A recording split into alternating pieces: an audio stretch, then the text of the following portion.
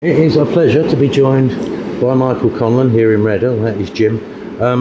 Now, you're going to have to tell me about this because I'm not going to attempt to say this thing you're fighting at or anything else. So if you can explain the thing that begins with F, but you're fighting at, and the occasion and what it all means. It's called the Fila, which is a festival run by Fila and Football in West Belfast, which was set up during the Troubles 31 years ago this year. For the people of West Belfast, to give them something to do. You know, during them times, obviously there wasn't much to do. So it's been a fantastic festival. It's got bigger and bigger every year. And this year, I'm the headlining act, and I'm from West Belfast, so it's a huge honour for me to be the main event at this festival. So back 31 years ago, was it a festival for both sides to come together, or was it more one side than the other?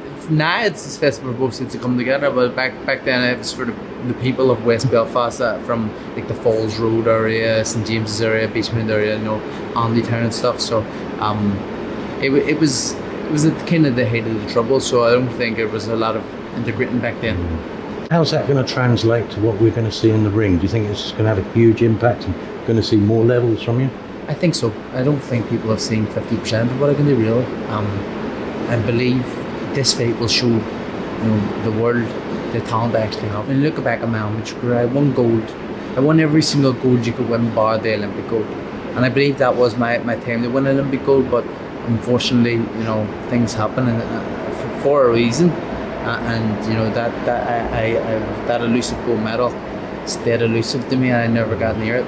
And it's unfortunate, but I was amateur world champion, Commonwealth champion, European champion. I won everything bar the Olympic one, and I want to be a 3-week world champion, and that's my goal in boxing. And you know, even me saying it now, people obviously people are always going to talk shit and stuff, but I've always had this go inside of me, and I've kind of stepped away from that just as I've been going as a pro. Maybe just being more reserved and things to say, but this training camp and the motivation I have and the feelings I have now, it's bringing everything back. It's bringing where I want to be back, and it's fantastic. I feel better than I ever felt before. I feel like a man possessed. You want to be a 3-weight world champion. How far away do you believe you are from your first world title shot? Within the next 12 months. How many fights? Sort of 5, 6 fights? Nah, another 3. 2 more, and then maybe a world title shot. And Bob's up for that, is he? 100%. Josh Warrington is now, he's made 2 defences of his IBF World Featherweight title. The first 2 were absolute thrillers. The last one, the mandatory, was a little bit ho-hum. What have you made of what he's achieved so far? I mean, he's had big fights where he hasn't been favourite, and one where he was favourite. Yeah. You know, so what have you made of his? You know, the ones against Frampton and Selby, he definitely surprised me, and he put on. He surprised all of Belfast, didn't he? I think he surprised everyone around the world. You know, he wasn't expected to win either, and he went in and put on performances, you know, which people didn't expect from him. So you got to give Josh Warrington major credit for doing what he's done so far.